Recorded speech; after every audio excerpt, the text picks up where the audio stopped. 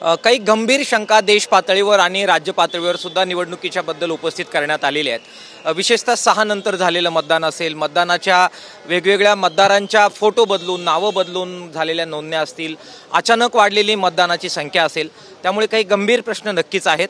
आमचे सर्व ज्येष्ठ नेते आज एकत्र येत आहेत आणि पुढच्या येणाऱ्या निवडणुकांमध्ये आम्ही आमचं म्हणणं मांडू, वरिष्ठ नेते त्याबद्दल बोलतील आपल्याशी। परंतु मला खात्री आहे की लोकशाही जो काय आमचा अधिकार आहे त्याच्या अंतर्गत चांगल्या निवडणुका व्हाव्यात, यासाठी जे जे करावं लागेल आम्ही सगळे मिळून करू। राज ठाकरे पण सोबत असणार आहे, ते महाविकास आघाडीचा एक भाग आहे असं समजावं आतापासून? नाही, ही राजकीय अशा प्रकारची भेट नाही, याच्यात राजकीय कोणताही संबंध जोडू नये असं सगळ्या नेत्यांनी सांगितलेलं आहे। ही लोकशाही वाचवण्याच्या संदर्भातली आमची भेट आहे। लोकशाही धोक्यात आहे असं का वाटतं वारंवार? ज्या प्रकारे मी आपल्याला सांगितलं की मतदानाची आकडेवारी प्रचंड वाढली आणि बोगस मतदान कुठेतरी नोंदणी झालेली अशा प्रकारच्या शंका लोकांच्या मनामध्ये आहेत।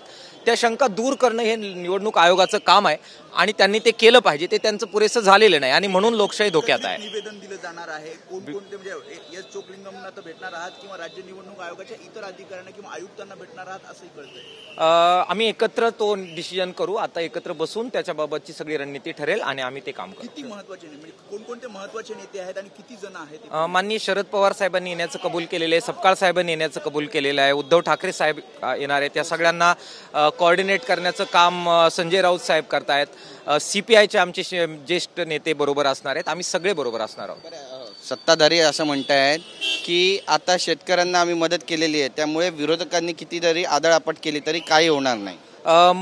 जो पॅकेज 31,000 कोटीचं ते सांगतायत ते खरं तर 6,500 कोटीचंच आहे। मागच्या जुन्या योजना एकत्र करून ते पॅकेज समोर ठेवण्यात आलं। किसान सभेनं त्याचा भांडाफोड केलेला आहे, जबरदस्त मोर्चे झालेले आहेत। पॅकेज डिक्लेअर केल्यानंतर सुद्धा 10 तारखेला प्रचंड मोठा मोर्चा प्रत्येक जिल्हाधिकारी कार्यालयावर झालेला आहे। त्यामुळे जनता हुशार आहे, जनतेला बसवणूक कळते। आठवड्यावर येते तोपर्यंत ही मदत कुठेही दिलासा नाहीये, कुठेही पैसे मिळत नाहीये आणि जे मिळत आहेत ते इतके तुटपुंजे आहे की आमचं आभाळ फाटलंय।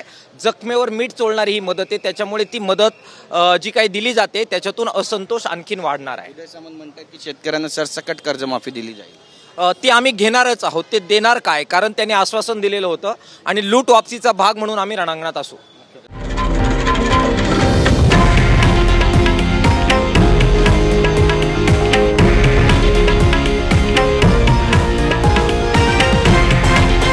हे आहे देशातील नंबर 1 न्यूज नेटवर्क आणि आपण पाहत आहात TV9 मराठी, एकमेव।